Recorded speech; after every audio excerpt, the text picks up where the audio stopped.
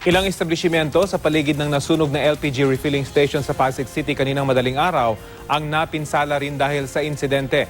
Ayon sa mga residente, bago naganap ang pagsabog, nakalanghap sila ng malakas na amoy ng gas. Mula sa Pasig City, may ulat on the spot si Maki Pulido. Maki? Alam mo, Rafi, ang kwento nga ng mga residente na nakausap natin, talagang hanggang sa kanina, nakausap natin sila, talagang parang in shock pa rin sila dahil dun sa naranasan nila no, na pagsabog kagabi. Dun kasi sa tapat ng LPG refilling station sa may Sandoval Street, Barangay San Miguel, Pasig, may mga bahay na nakatayo. So ayon dun sa isang residente na nakausap namin, ang pangalan niya ay si Jean Evangelista. Akala daw talaga nila ay mamamatay na sila. Nagising sila dahil bumagsak kang kisame na sa loob ng kanilang kwarto. Sumabog din yung mga salamin sa bintana at nagliparan yung mga gamit sa loob ng kwarto.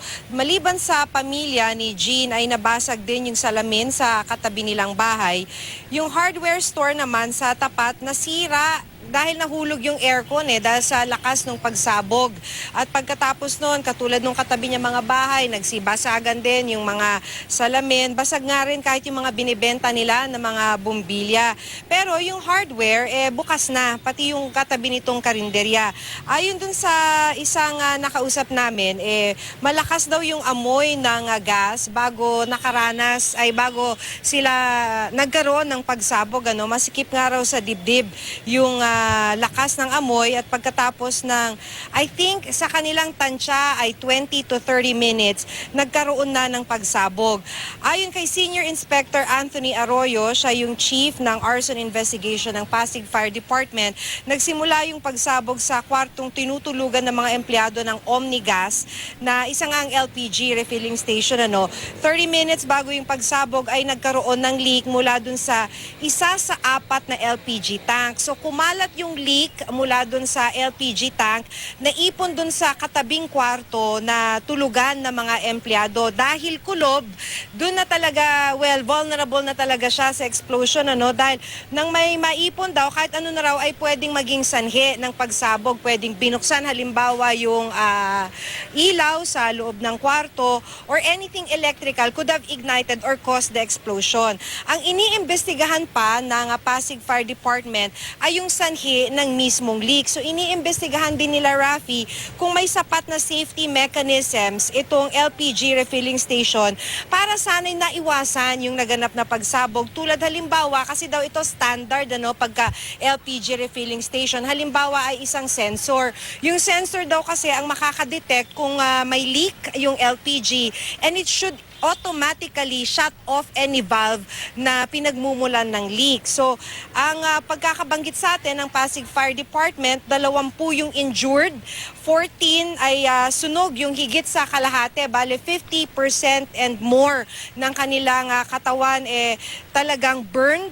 At ayon kay Senior Inspector Arroyo, meron pang mga unconscious o yung hindi pa o wala pang malay dahil 90% ng kanilang katawan ay nagtamo ng second or third degree burn. Nandito tayo sa May Quirino Memorial Medical Center. 3 dun sa 20 of the injured ay dito dinala sa ospital na ito.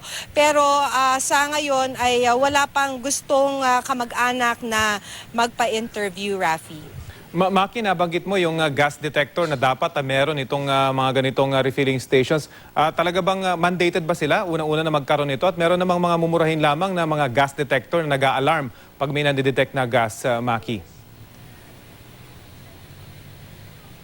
Well, hindi ko alam kung may mura dun sa mga sensors. Pero ang sinasabi kanina ng Pasig Fire Department, isa yun sa safety standards kung may LPG refilling station. Ang sinasabi niya, isa sa talagang importante ay dapat may sensor dahil ito nga yung magdidetect kung may leak.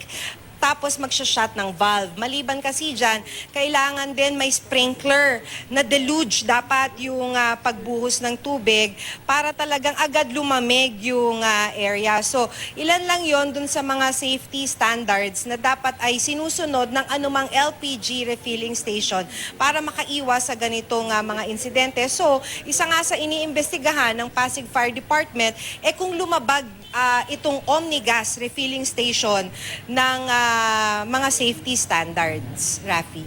At Maki, yung nakausap mong mga sibilyan na nakaranas nung pagpaninikip ng dibdib at nakaamoy nitong gas, nag-report daw ba sila agad sa otoridad bago nitong mangyaring explosion, Maki? Alam mo, Rafi, ang nabalitaan ko lang based dun sa report ni Jay Sabale. Dahil lang sinasabi nga daw nung Pasig Fire Department na rumesponde doon ay hindi daw agad nagsumbong yung mga taga Omnigas para makarating agad yung mga bumbero at sinubukan muna nilang apulahin ito.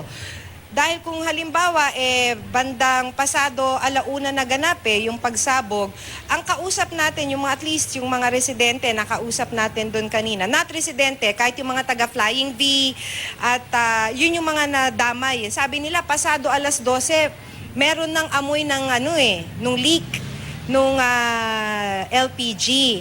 Pero wala pa namang tumawag sa bumbero, Rafi. Yun siguro nga ang aral dito, Maki, no? Pagiging alerto ng mga tao nakapaligid, lalo na sa mga sensitibong mga establishment katulad nito. At again, merong mga murang mga gas detector na nag-aalarma kapag nakadetect ng mga ganitong gas leak. Maraming salamat sa iyo, Maki Pulido.